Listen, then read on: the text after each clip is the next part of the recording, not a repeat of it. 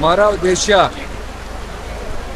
जो 2.5 साल में भ्रष्टाचार के चोर दरवाजों से जनता की संपदा को लुटा दिया जाता था, हमने उन चोर दरवाजों को बंद किया है। और मुझे खुशी है, तकरीबन 2.5 साल में हमने तकरीबन 3,000 करोड़ रुपए का राजस्व प्राप्त किया है। आर्थिक तंगी के बावजूद भी गांव में रहने वाली जनता को जो उसका अधिकार है, संपदा में उसको अधिकार मिलना चाहिए, उसका कुछ भाग आज हमने बंजार की जनता को दिया है।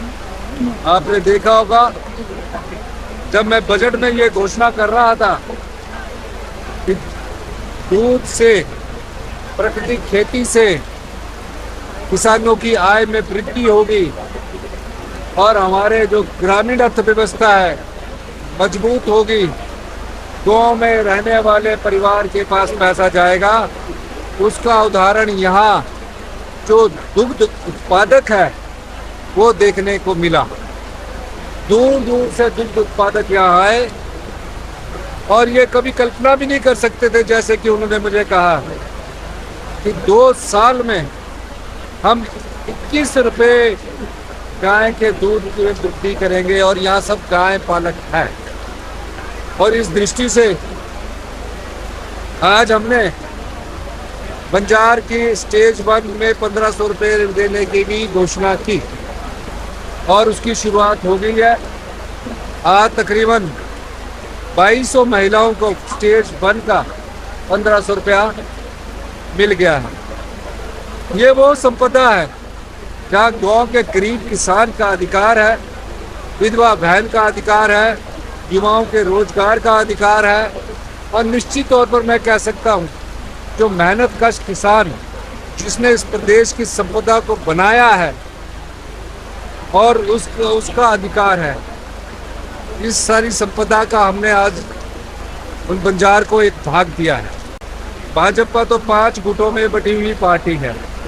आज खुशी इस बात की है, जो हमारी पार्टी में रहे हुए लोग हैं उसमें सबसे बड़ा गुट जो कांग्रेस से गया हुआ पार्टी का है वो कर रहे हैं, बहुत खुशी है। और दूसरा मैं कहना चाहता हूँ कि भारतीय जनता पार्टी ने जो अपने समय में जो लोगों को धोखा दिया, राजनीति की, लोगों की सेवा में सिर्फ राजनीतिक लाभ के चुनावों से पहले 5,000 करोड़ बांटा, उस दृष्टिकोण से अगर देखा जाए तो 2.5 साल में प्रदेश की सरकार ने जनता के अधिकार और जनता की संपदा को जनता को दिया है। अगर वो मुझे आते तो मैं उनका नाम पट्टिका में लिखा देता।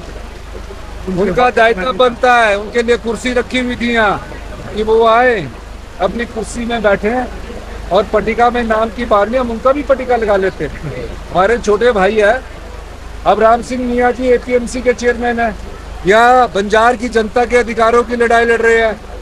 तांदी गांव में राम सिंह जी आए कि हमें 7 लाख रुपया मिलना चाहिए, उस तरह तांदी गांव के लोगों को 7 लाख दिया। डे बोर्डिंग स्कूल आज हमने बंजार में दिया, प्रोसेसिंग यूनिट हमने बंजार में दिया। और आज चेयरमैन साहब के कहने पर हमने 1500 रुपये की शुरुआत भी यहाँ से कर दी। और क्या चाहिए?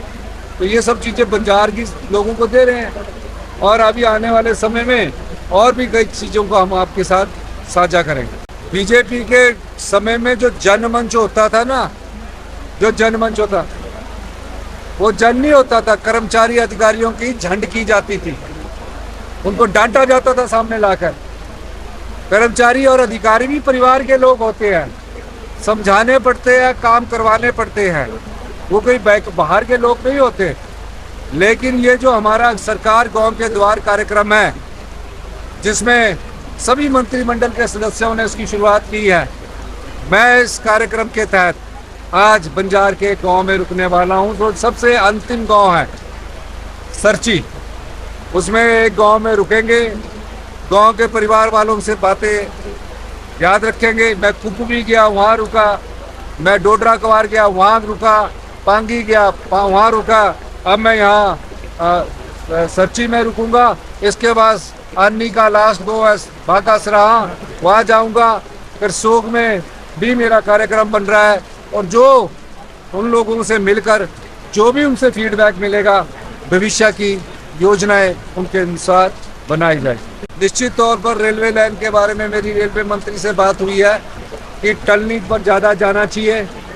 मनाली के विधायक मुझे मिले थे, उन्होंने कहा कि हमारा पूरा मनाली शहर उजड़ जाएगा। कुल्लू के विधायक मिले थे, हमें कहा कि कुल्लू का शहर उजड़ जाएगा। नीति योग में मैंने केंद्रीय मंत्री अश्विनी वैष्णव सिंह से कहा कि जब कालका शिमला में जब टेक्नोलॉजी नहीं थी तो 103 सुरंगें बन सकती है, तो कुल्लू में भी टनलिंग पर जोर दिया जाए, लोगों की लैंड एक्विजिशन कम की जाए। आपने उन सब से मेरी बात हुई और वैष्णवी जी ने मुझे उसका आश्वासन दिया है। धन्यवाद।